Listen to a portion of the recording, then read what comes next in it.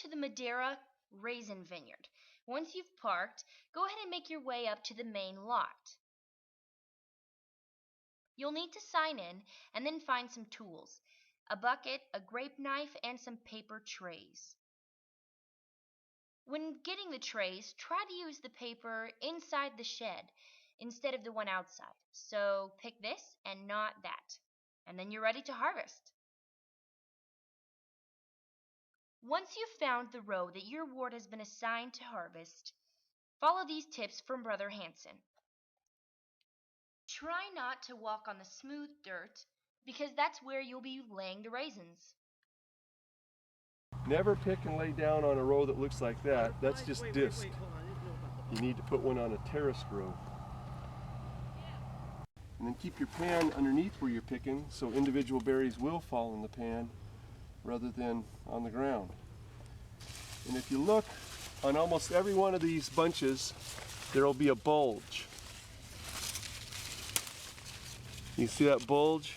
If you cut your knife onto that bulge, it'll snap almost like a carrot. Whereas if you cut below that or above it, it'll be woody and you'll have to really hack at it. Go thoroughly through the vine, look all over, underneath, on top. Okay, so let's recap. You cut the bulge, keep the pan underneath the grape bunch, cut away from your body, and try to be as thorough as possible. Now that you know how to cut the grapes, let's learn how to lay them down. Put the paper as high on the terrace as possible so that if there is a little bit of a bulge or a lip there of dirt, put the paper up so it's past the peak of the bulge of the dirt. And because we want to keep as high up on the terrace as possible. Where the shade is now, in a couple of weeks, that shade's going to be down here. So if you put the trays here, they're going to get shaded out. A lot of times I'll put a bunch up at the top so that the wind doesn't blow it away. Then you want to put bunches across the bottom to be like a little dam. Okay, so then you dump the pan and you spread them out so you don't have any doubles. So it's just one bunch thick. We don't want it to be too heavy because if it's too heavy, then they won't dry as well. And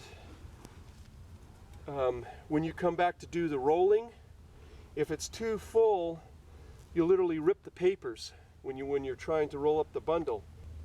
Again, pull out any of the leaves because that will shade the vines, the grapes from drying. Don't have any of the bunches hanging off the tray. That's a nice tray. It's maybe a little bit on the light side, but again, I would rather have it a little bit light than a little too heavy. So this one here is a little bit too full.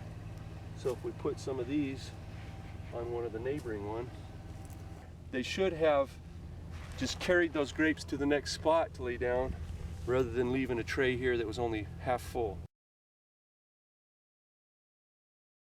Now that you know how to pick and lay the grapes, here are a few general tips from Brother Hansen. This is good that they put a rock on top or a piece of cement on top of the paper so they don't blow away. Any of the materials at the row ends, you want to have it inside the end post to make it so that it's not going to be in the way for traffic, or when I'm smoothing this off with the box scraper, these should be put in over here instead of out here. Please try to keep your children from playing on the farm equipment or the canal. While they are tempting, they can be dangerous. Thank you all for being willing to contribute to the harvest this year. The raisins that are grown here will be shipped all across the world to the hungry and needy, regardless of their race, faith, or nationality. Thank you so much for watching. See you soon!